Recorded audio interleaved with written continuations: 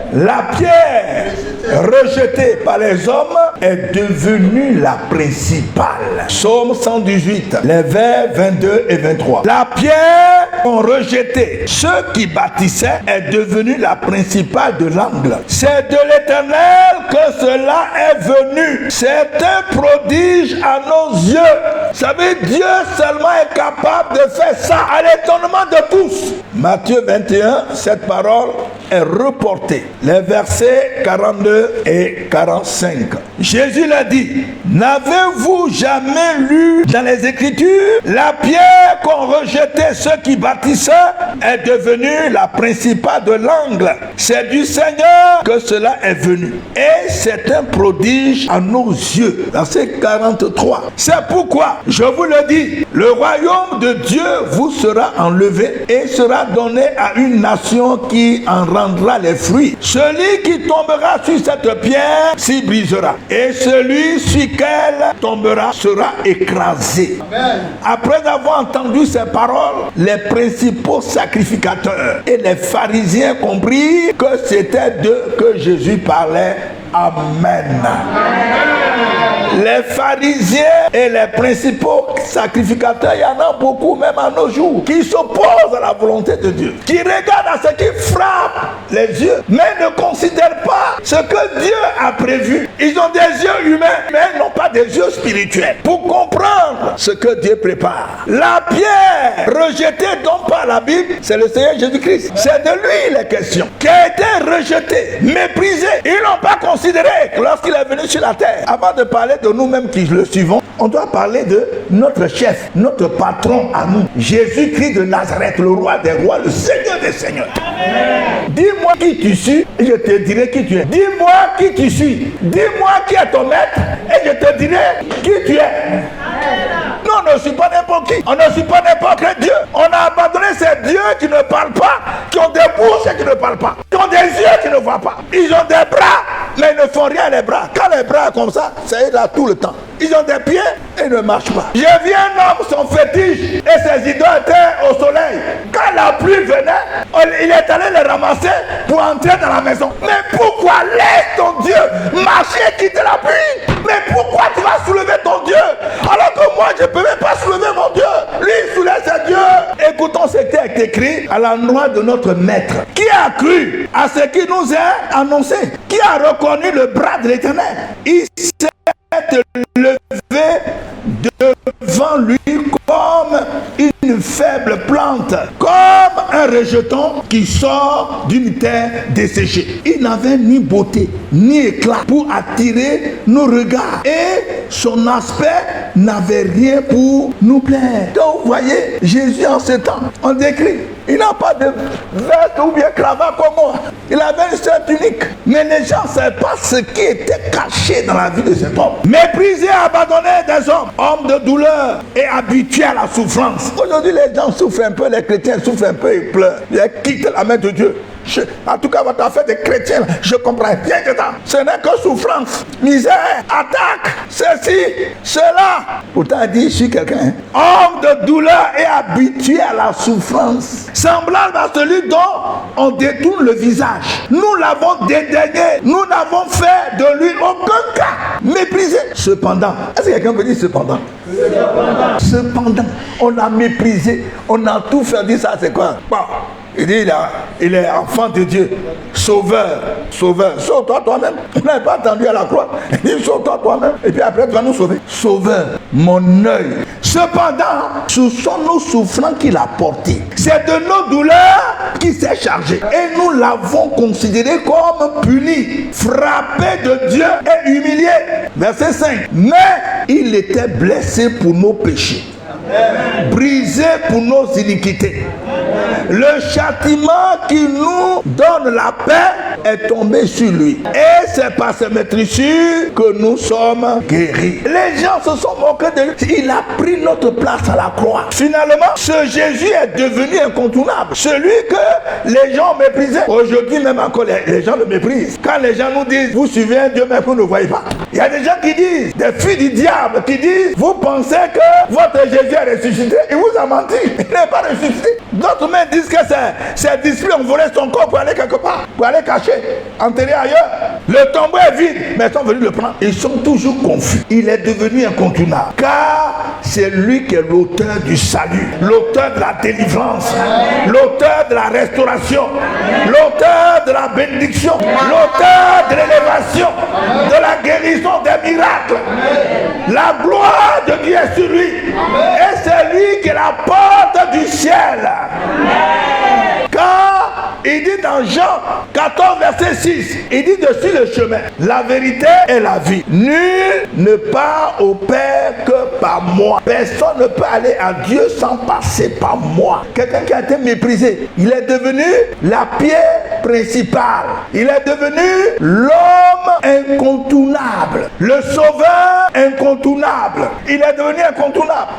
Incontournable. Personne ne peut avoir le salut que par Jésus-Christ. Ceci veut dire que ce n'est pas le commencement d'une vie qui compte. Ce n'est pas la souffrance par laquelle tu passes qui compte. C'est la finalité. Qu'est-ce que Dieu a prévu pour toi? Philippiens 2, 8 à 11. Il s'est humilié lui-même, se rendant obéissant jusqu'à la mort, même jusqu'à la mort de la croix. Comprenez ce français-là? Quelqu'un qui était fils de Dieu, qui avait la tribu de son père. Il a dit, il s'est humilié lui-même, se rendant obéissant jusqu'à la mort, même jusqu'à la mort de la croix. Quand on dit même jusqu'à la mort de la croix, c'est-à-dire la mort de la croix, c'est un supplice. Ce sont les brigands qu'on cloue à la croix. On les met au soleil, sous le soleil, et on les tue à petit feu. La croix, c'est pour les bandits, les brigands. Mais lui, on l'a mis au même niveau que les brigands. Quelqu'un qui est venu sauver, il est maltraité. C'est pourquoi aussi Dieu l'a souverainement élevé et lui a donné le nom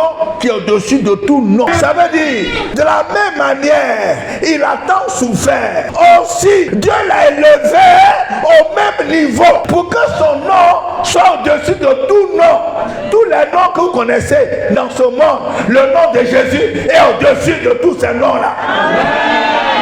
Tous vos grands que vous voyez là, Jésus qui est au-dessus de... Au nom de Jésus que tous genoux fléchissent. Au nom de Jésus, les sorciers fléchissent genoux. Les démons tombent, s'enfuient. Les satanistes s'enfuient. Ils ne peuvent pas se dresser devant ce nom parce qu'il a fait ses preuves. Et Dieu l'a couronné. Dieu a mis à lui toute puissance pour sauver, pour libérer, pour guérir, pour délivrer. C'est lui qui est le centre de la vie. Jésus-Christ de Nazareth, le roi des rois, le Seigneur des seigneurs. C'est de lui la question. Et c'est lui que tu suis. Mais qu'est-ce que Dieu veut te dire ce matin par la vie de celui que tu suis? Dis-moi qui tu suis et je dirai qui tu es et par quoi aussi tu vas passer. Qui est arrivé au bois vert va arriver au bois sec. Qui est bois vert? C'est notre maître que nous suivons. Et bois sec, c'est qui? C'est nous. Nous qui le suivons. Dieu me dit de te dire ce matin, tu as choisi de suivre quelqu'un qui a souffert et finalement qui a été élevé. Dieu me dit de te dire, tu vas passer par le même chemin pour être élevé. Il n'y a pas de différence entre toi et Christ. Tu dis que tu es enfant de Dieu, non? Jésus aussi est enfant de Dieu. Tu veux la bénédiction? Tu veux être élevé? Tu vas sur les voies du bois vert. Amen. Depuis que tu t'es converti à Christ, plusieurs t'ont abandonné. Les gens se moquent de toi, même de ta famille. Il dit, tu as quitté l'église de la famille, de la région, pour aller dans Alléluia. C'est comme ça on dit chez nous. Tu es parti dans les nouvelles églises. C'est fini. On va couper une âme. Les gens de ta maison sont devenus tes ennemis. Tu es méprisé. Tu es humilié. Les gens se moquent de toi. Pourquoi? Parce que ta condition de vie n'a pas encore changé. Ce que Dieu t'a fait dans ta vie, il n'a pas encore fait. Les gens se moquent de toi. Pourquoi tu es toujours là? Viens avec nous. On a des marabouts qui sont puissants. Nos coutumes, tu as tout abandonné. Viens adorer les ancêtres, adorer les eaux. Voici les montagnes. Quand tu adores la montagne, là, tu grandis avec la montagne. Même des frères et des sœurs en Christ se moquent de toi parce que ta condition de vie n'a pas encore changé. Des parents se moquent de toi. Oh, le Seigneur est en train de faire son œuvre. Il est en train de te préparer par ses épreuves, par ses difficultés. Il est en train de t'éduquer parce qu'il t'a préparé quelque chose de grand devant. Amen.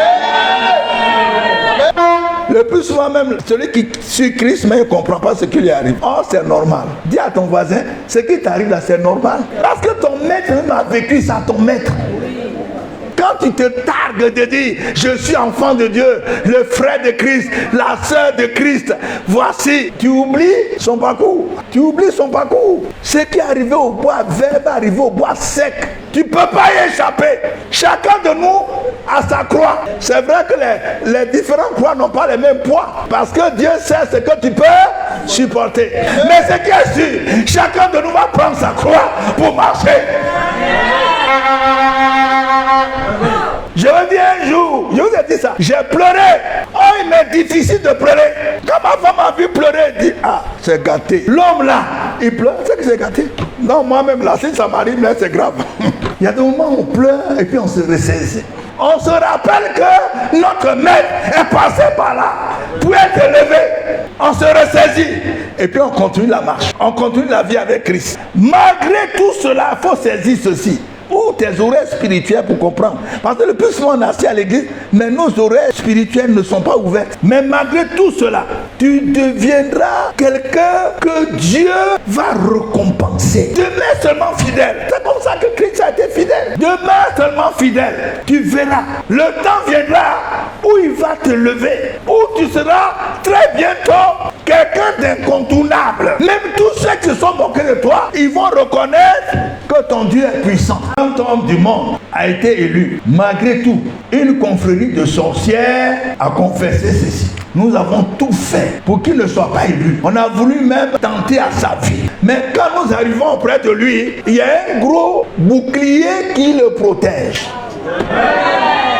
Et nos flèches ne peuvent pas l'atteindre. Quand quelqu'un a choisi Jésus-Christ comme son maître pour marcher avec lui, il ne peut pas laisser celui qui le suit avoir des problèmes avec ses ennemis. Parce que ses ennemis sont d'abord les premiers, sont d'abord les ennemis de Dieu.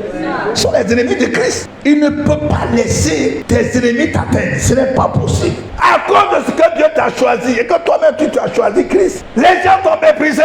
Les sorciers ont fait de toi leur cible. Ils t'ont attaqué de toutes parts. Mais la Bible me dit de te dire, finalement, malgré tout cela, les grands de ce monde te verront, se lèveront. Amen. Les princes se prosterneront. Amen. Mais pourquoi? Parce que c'est Dieu qui va faire ça. C'est Dieu qui va permettre à tes ennemis de se prosterner devant toi. Amen. Tous ceux qui se sont moqués de toi, le temps vient où ils vont se prosterner devant toi. Ils vont reconnaître que Dieu est avec toi. Amen.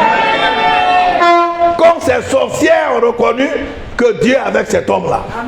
On a tout fait, mais il a été élu. Les gens sauront, ils verront la différence. Vous savez, dans le monde spirituel, c'est une affaire de puissance. Puissance contre puissance. Quand tu persévères, tes ennemis vont voir la puissance de Dieu. Mais c'est quand tu n'as pas Christ que les gens te prennent comme un poulet, comme un mouton à la fin de l'année qu'on va tuer. Ce que les gens vont entendre de ta nouvelle vie, ils ne vont pas en revenir. Ce n'est pas possible. C'est lui qui est devenu comme ça.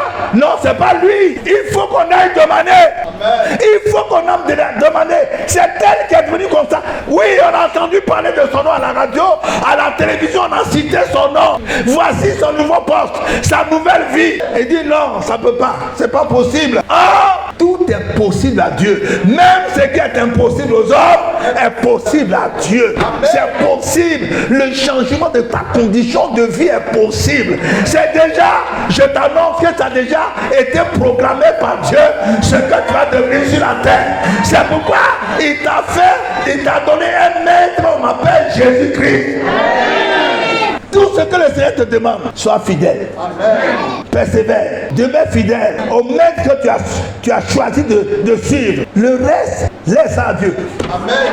Ton élévation va surprendre beaucoup de personnes. C'est Dieu qui est le maître des temps et des circonstances. C'est lui qui a programmé la vie de chacun de nous ici. Amen. Ça ne va pas se passer comme une affaire de groupe. Non, chacun vient sur la terre avec son étoile, avec son programme de développement, son programme de bénédiction, son programme d'élévation, son programme de nomination. Tout ça, chacun vient sur la terre et quand il est connecté à Christ, ça va s'accomplir. Si tu es déconnecté, tu vas te retarder. Aujourd'hui, on peut utiliser ces mots-là. Quand on était convertis, on ne peut pas utiliser ces mots-là. Ça n'existait pas. Si tu es déconnecté de Christ, c'est fini pour toi. Restons connectés. Dis à ton voisin, reste connecté à Christ. Reste connecté à Christ. Et tu verras ce qu'il fera. Quand vous lisez 1 Samuel 2, versets 7 à 8, c'est Dieu qui appauvrit et c'est Dieu qui enrichit. Il fait les deux. C'est lui qui fait mourir et c'est lui qui fait vivre. C'est lui qui abaisse et c'est lui qui élève. De la poussière, il retire le pauvre. Du fumier, il relève l'indigent. Pour les faire asseoir avec les grands et il leur donne en partage un trône de gloire. Il va tirer quelqu'un de la poussière, du fumier. On ne te connaît même pas. Les gens t'ont piétiné. Ils t'ont mis dans la poubelle. Ils t'ont donné un nom et on t'appelle le pauvre, la pauvre. De la poussière, il relève les pauvres et les indigents. Il les fait asseoir avec les grands. Il leur donne en partage un trône de gloire. Ça veut dire quoi? Il les met au même niveau. Quelqu'un qu'on a pris la poussière. Chez nous aussi, on va dire, tu es de quelle famille? Toi qui es venu ici, là, tu es de quelle famille? On vous connaît. Et on dit, mais... on vous connaît. On dit, mais toi, tu viens d'où là? Je dis, non, bon, ma famille n'est pas connue. Hein. Mais comment tu as fait pour arriver ici? C'est là maintenant tu vas le dire, c'est mon Dieu, c'est mon Seigneur, mon Maître, celui que j'ai suivi. C'est lui qui m'a mis ici. Je ne peux pas vous expliquer, ce n'est pas un homme physique qui m'a mis ici, ce n'est pas un pécheur qui m'a mis ici. Il s'appelle le roi des rois, le Seigneur des seigneurs, Jésus-Christ de Nazareth, le Fils de Dieu. C'est lui qui m'a ouvert cette porte. Et la Bible dit, quand il ouvre une porte, personne ne peut la fermer. Il a dit, j'ai mis devant toi une porte ouverte que personne ne pourra fermer. C'est lui qui m'a ouvert cette porte. Quand ton temps de formation est terminé, Dieu va t'élever. Je suis en train de parler à quelqu'un. Ton temps d'éducation, de formation va prendre fin bientôt. Je ne sais pas si c'est la fin de cette année. Je ne sais pas si c'est le début de l'année 25. Mais Dieu me dit de te dire, ta formation va prendre fin bientôt. Et ton élévation va suivre. Voyons le cas de David. Quelqu'un qui a été méprisé. Dans 1 Samuel 16, versets 7 à 13. Je vais vous épargner la lecture, vous connaissez l'histoire. Il était question de trouver un nouveau roi pour Israël. Dans la famille d'Isaïe, le papa de David. Et ce n'est pas n'importe quel prophète que Dieu a envoyé. Samuel, quelqu'un qui est né dans l'église. À 1 an, on l'a déposé dans l'église. Il n'est pas né dans l'église comme ça. 1 an, on l'a déposé, on l'a sevré. C'est dans l'église qu'il a grandi. C'est lui qui se déplace. Il va dans la maison d'Isaïe. Il voit le grand frère Eliab, bien fondé comme ça. Gaillard, un gaillard comme ça. Comme moi. Quand il a vu, il dit, ça certainement le roi, c'est le roi que je suis venu moi. Il était blâmé, lui, sur la tête. Dieu dit, attention, c'est pas lui. Et puis Dieu lui a donné une leçon. Il dit, vous les hommes, vous ne regardez que ce qui frappe vos yeux. Vous ne regardez, vous ne considérez que ce que vous voyez. Ça c'est humain. Un grand prophète qui s'est trompé. Maintenant, il est obligé de suivre. Il prend celui-là. Dieu me dit, Dieu ne sait pas lui. Il prend celui-là. Dieu ne sait pas lui. Il prend tous les 7 qui étaient là sont passés. Dieu dit. Ça lui dit, mais je sais que ça au moins, je sais que Dieu m'a envoyé ici. Et puis tous ceux qui sont là, ils ne sont pas choisis. Ils sont bien portants. Gaillard, en forme. Est-ce que c'est tous tes enfants ça? Il dit, ah non, non. Il y a le plus petit là. Il est derrière les moutons. C'est pas du mépris ça. Il est derrière les moutons. Le plus petit qu'on n'a pas considéré. Il est derrière les moutons. Et le serviteur de Dieu, fais-le venir. Sinon, on ne va pas partir d'ici. Il y a quelque chose qui ne marche pas ici. Là. Il était à quelques mètres. Peut-être 100 ou 200 mètres, on le voit. Dieu dit, le voilà qui est en train de venir. Le roi que moi-même j'ai choisi. La personne que j'ai choisie. Le voilà qui est en train d'arriver. Celui que moi-même méprisé. C'est lui que moi j'ai choisi. La Bible dit qu'il était petit de taille avec joli, comment on appelle ça en français? Un beau visage.